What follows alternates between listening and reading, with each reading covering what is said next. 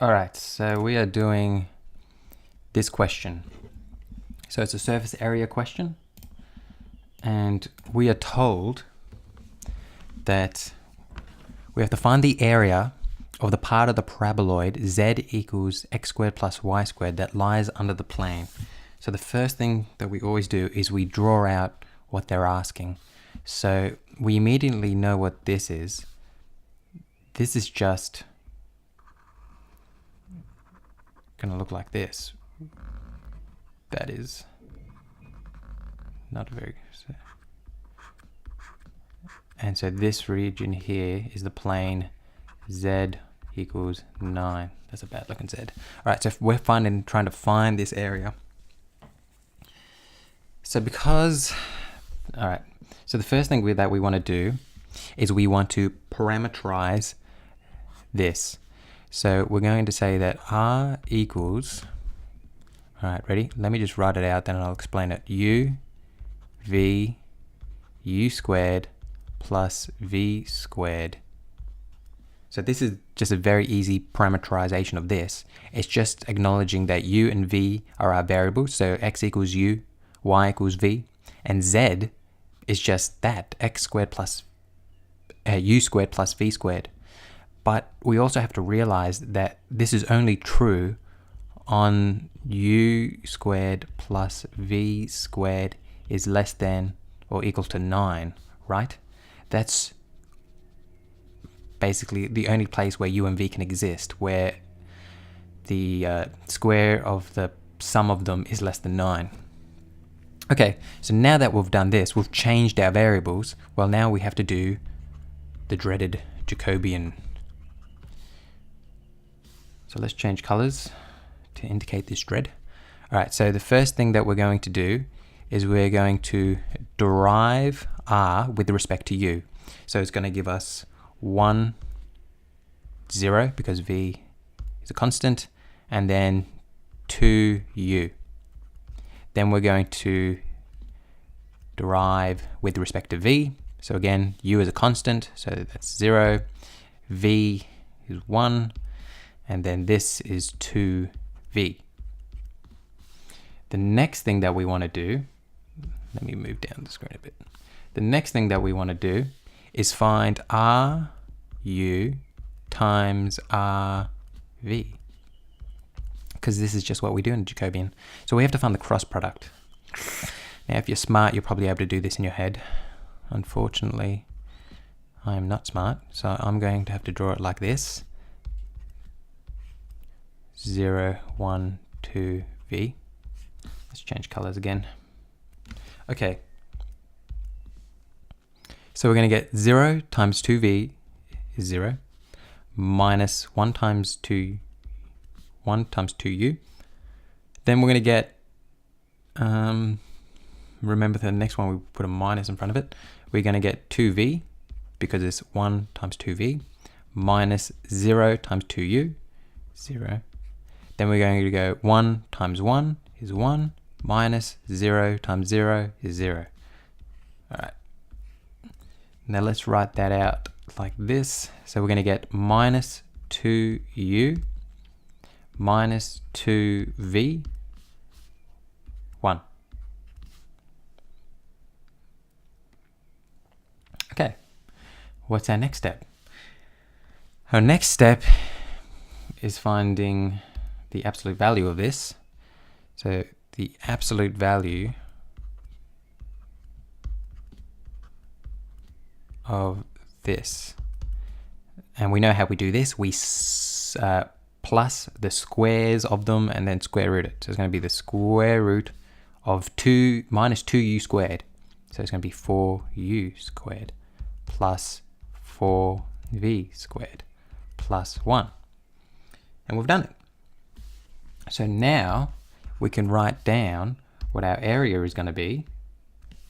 Our area is going to be the double integral of this 4u squared plus 4v squared plus 1 du dv, and it's going to be on the area u squared plus v squared is less than or equal to 9. Okay, now this is horrendous. We can't do this. How are we going to make this easier for ourselves? I think I heard one of you say polar coordinates. That's correct. We're going to use polar coordinates. So our du dv, well, let's just, the really important thing is to know that with polar coordinates, u squared plus v squared equals r squared, right? So we can rewrite this in polar coordinates. So let's remind ourselves what our thing looks like again. It looks like this. Oh, that's even worse than the first time. Oh no, that's pretty good. It looks like this. So we're going right around the circle. So it's going to be 2 pi. We know that this, the top of it was z equals 9. Z equals 9. Right? So that tells us that our radius will be 3 because it's the square root of 9. Then, because we've got the u squared and v squared, right? This section here could be rewritten as 4u squared plus v squared, right? Plus 1. So in that case, this can be replaced with this. So we're going to get the square root of 4r squared plus 1. Then remember, for polar coordinates, it's r dr d theta. Okay, so now that we've done that, all that is left now is to integrate. Now this looks like a beast, but it's actually not that bad. So what we would do is let u equal 4r squared plus 1. And then we could say du dr equals 8r. Therefore, dr equals du on 8r. So we can rewrite this as 2 pi on 0. Let's leave these boundaries blank for a minute. The square root of u, because we changed 4r squared to u, 4r squared plus 1 to u. We've got r still there. Our dr is now changed for this. So we're going to get du 8r d theta. And look, we can now cancel. We have r there and r there. So they now go away. Alrighty, we're making some progress. So now we can take 1 over 8, this here, 1 over 8, to the very front and be left with 2 pi 0. Again, let's leave these terminals blank for a second. Square root of u du d theta. And actually, what's another way we can write u, the square root of u?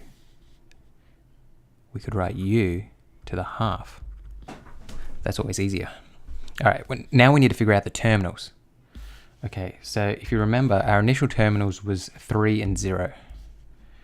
And to find these terminals, we just sub in 3 into here. Right? So we're going to get u is going to equal 4, 3 squared plus 1. 3 squared is 9 times 4 is 36 plus 1 is 37. Whoa, 37. If we were to sub 1 into this, we would get 4, oh sorry, if we were to sub 0 into this, we would get 4, 0 squared plus 1. 0 squared is 0 times 4 is 0 plus 1 is 1. So we would equal 1. So our lower terminal would be 1. Okay, we still haven't actually integrated yet, so let's do that now. 1 over 8, 2 pi 0. So this is going to come, we're going to plus 1 to the top, we're going to get 3 over 2, and then we are going to divide by 3 over 2, and that's going to give us 2 on 3. And we're then going to sub in 3, 7, 1 d theta. Let's change colors. All right. So we're going to get 1 on 8, 2 pi 0,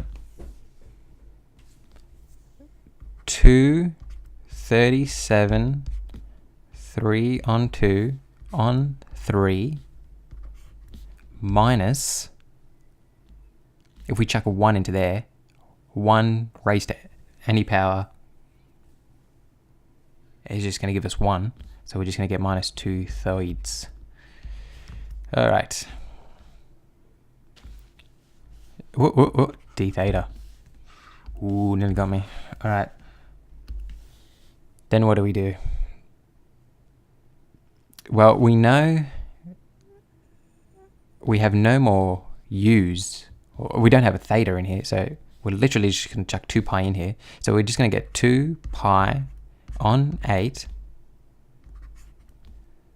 Actually, let's make this a bit easier for ourselves. We can take this 2/3 out of the whole thing. So we're going to be left with 2. We're just going to take it out. Yes, 3 minus 1, right? Let's change colors. This should be getting dramatic. 4 pi on 3 times 8 is 24. 37. 3 on 2 minus 1. Ooh, don't forget your brackets. 4 goes into 24 4 times. 4 goes into 24 4 times. 4 goes into 24 6 times. So it's going to be pi on 6. 37. 3 on 2 minus 1. And let's see what the lecturer got. So we got pi over 6, 37, 3 on 2 minus 1. This is what he got. We did it. Success is sweet. Whoops. Stop recording.